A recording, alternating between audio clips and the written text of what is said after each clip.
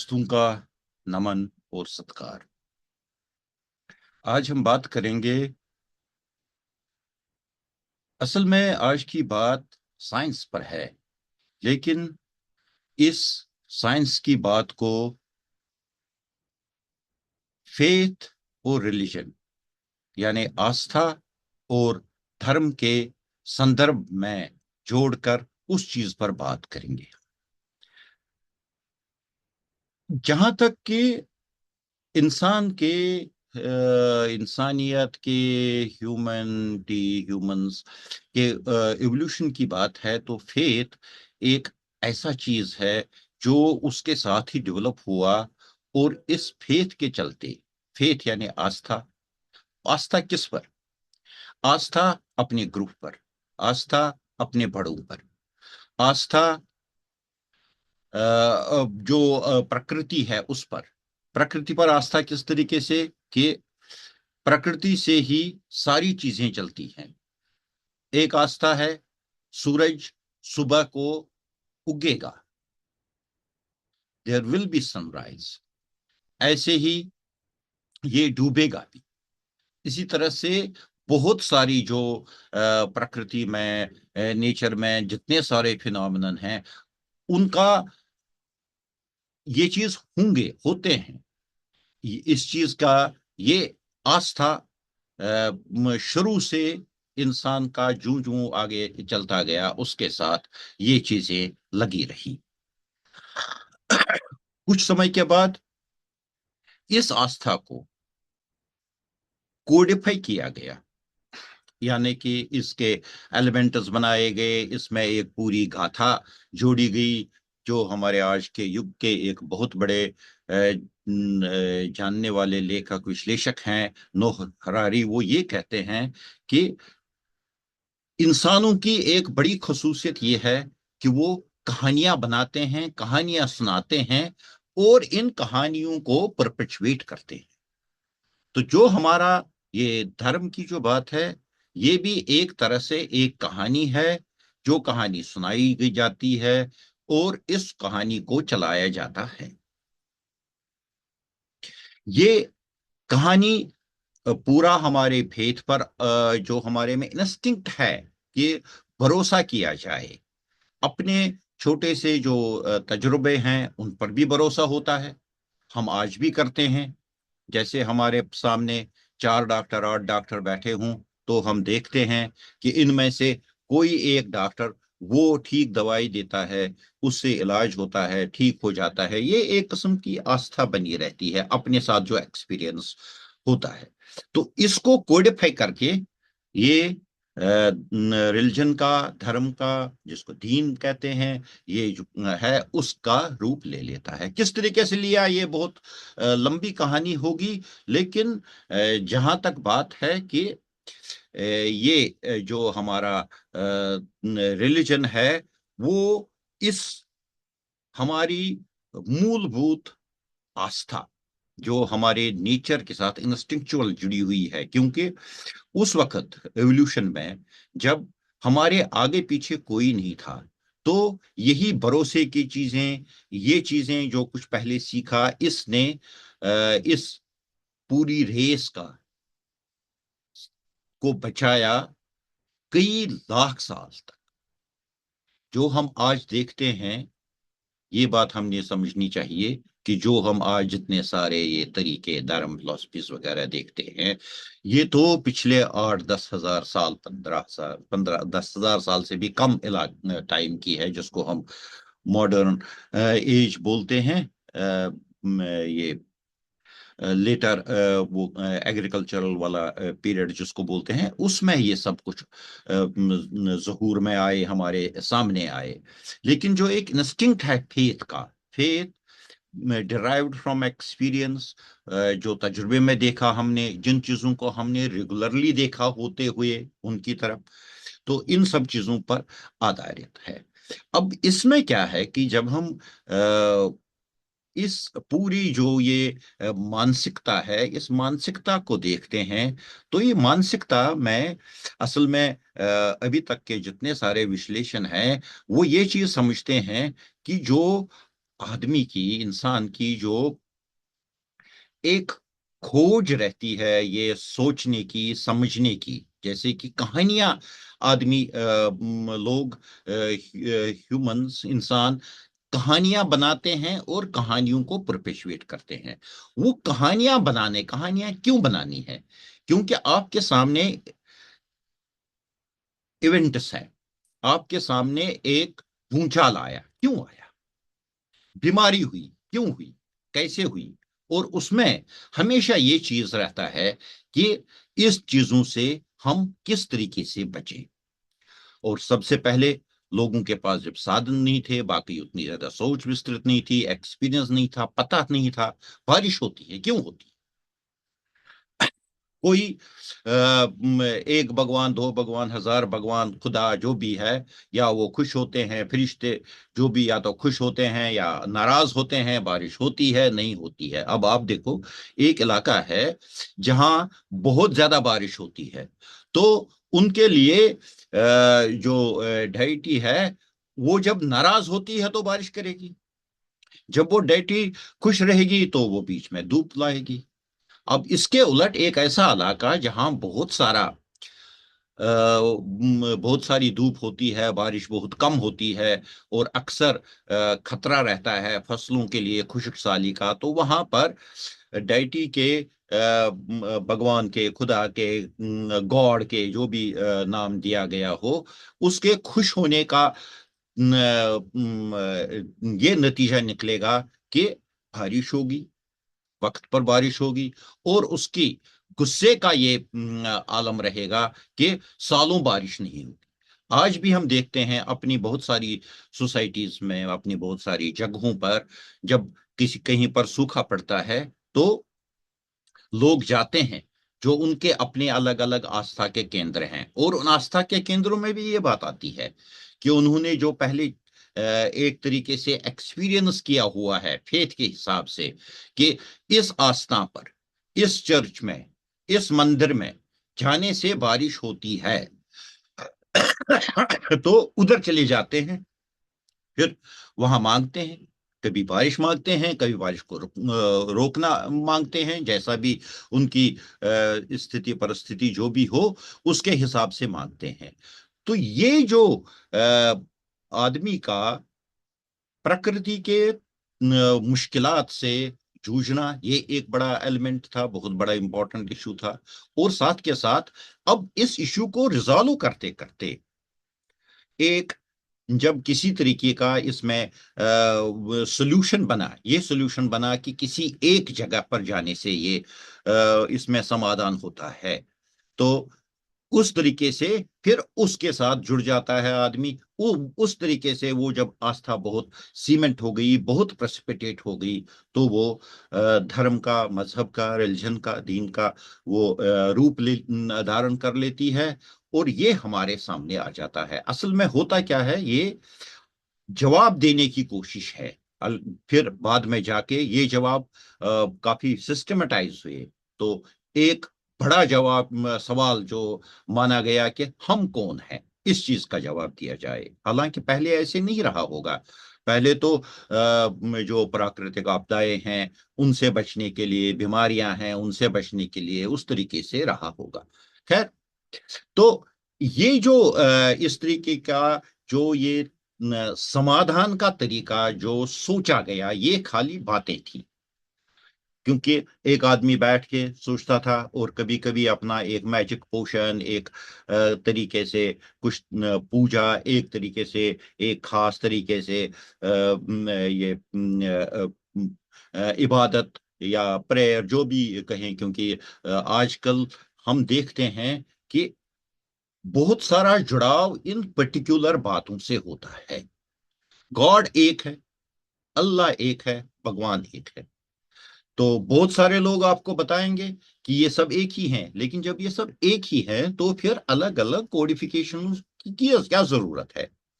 तो वो कुछ कल्चरल कैरेक्टरिस्टिक है, बहुत सारा, वो एक दूसरा विषय हो जाता है, उसमें हम नहीं जाएंगे।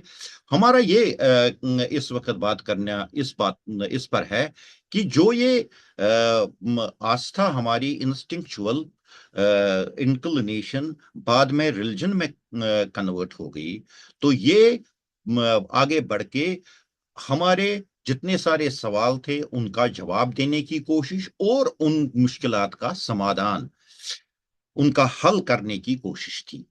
और इस कोशिश में हमारे सामने रिलीजन आए। अगर हम रिलीजन को एक रिचुअल से अलग करके दूसरे एंगल से देखें तो ये एक कोशिश थी प्रकृति को समझने की, अपने आप को समझने की, पूरे जो ये हमारा इंटरफेस है इंसानियत का, ह्यूमंस का, नेचर के साथ जो इंटरफेस है उसको किसी तरह से कंट्रोल करने का। तो पहले इसमें उस वक्त तक खाली स्पेकुलेशन रही। स्पेकुलेशन में चीजों का जवाब देने की कोशिश रही। उस जवाब देने की कोशिश में एक चीज बहुत साफ थी कि ये सारी की सारी बातें जो थी इनमें एक्सपेरिमेंटेशन नहीं होता था, सिर्फ सोच होती थी। आदमी सोचता था बहुत काफी, कभी कभी बहुत एनालिटिकल सोचा था, कभी कभी बहुत विस्तार से सोचता था। लेकिन और किसी वक्त हो सकता था थोड़ा बहुत उसका तजुर्बा भी हो, तजुर्बा मतलब देखा हुआ, ट्रायल एंड एरर से देखा हुआ कि इस चीज से होता है, लेकिन अक्सर ये स्पेकुलेशन पर था। और जब ये स्पेकुलेशन बहुत ज्यादा बढ़ गई तो इसने फिलॉसफी का रूप धारण किया।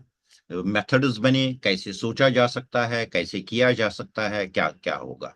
और फिलॉसफी भी अल्टीमेटली एक आर्म चेयर एक्टिविटी ही है। आप एक जगह बैठ के सोचते हैं बातों।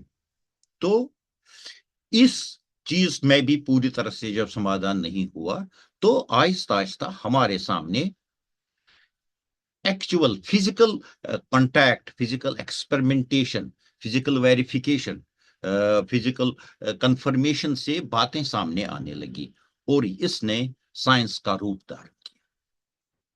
ये हमारे सामने जो हम आज साइंस देखते हैं, ये इस जो शुरू हुआ था अपने कुछ सवालों के जवाब में, फिर उसमें स्पेकुलेशन, फिर स्पेकुलेशन को थोड़ा रिफाइन करके फिलॉसफी, और अल्टीमेटली एक्चुअल इम्प्लीमेंट्स के साथ बात करना, उनको तथ्यों के साथ साबित कर देना। तो ये जो तथ्यों के साथ उसके साथ जोड़ता है, ये साइंस है। अक्सर लोग ये सोचते हैं कि साइंस एक अपने में खुद एक ये है, ये भी एक रिलीजन है। ऐसा नहीं है, बल्कि साइंस एक टूल है। वो जो हमारे पास सामने वो ओरिजिनल सवाल आया था, उस सवाल का जवाब पहले तो स्पेकुलेशन से अलग अलग मान्यताओं ने, अलग अलग धर्मों ने, अलग अलग दीनों ने, अलग अलग मजाहिब ने देने की कोशिश की। उसके बाद फिलॉसफी ने इस पर सोचने की कोशिश की। और पिछले 200 साल में इस पर बहुत कंक्रीट तरीके से इनका जवाब खोजने की कोशिश हो रही है। वही एक कंटिन्यूम चले आ रहा है। और इस कंटिन्यूम में आजकल हमारे सामने साइंस है। मैं कई जगह ये सुन के बड़ा हैरान होता हूं जब लोग कहते हैं, do you believe in science? Science में there is nothing to believe, everything is there on the table, you can disprove anything. अगर साइंस की आज के डेट में कोई एक मान्यता है, तो कल को आप उस मान्यता को गलत मान के उस पर एक्सपेरिमेंटेशन करके, उस पर और ज्यादा बातें साफ करके दूसरी मान्यता ले लेते हैं, तो वो बिल्कुल एक्सेप्टेबल है। जैसे कि 200 साल पहले न्यूटोनियन वर्ल्ड, जो न्यूटन ने जिसने लॉ ऑफ ग्रेविटी दिया, बहुत सारी बातें दी, तो उस पर बहुत सारा कुछ एक्सप्लेन हो रहा था। लेकिन आइंस्टाइन के आते आते उसमें बहुत सारी ऐसी बातें थी जो एक्सप्लेन नहीं होती हैं। तो रिलेटिविटी का कॉन्सेप्ट आया, उसने उसको उलट पुलट कर दिया।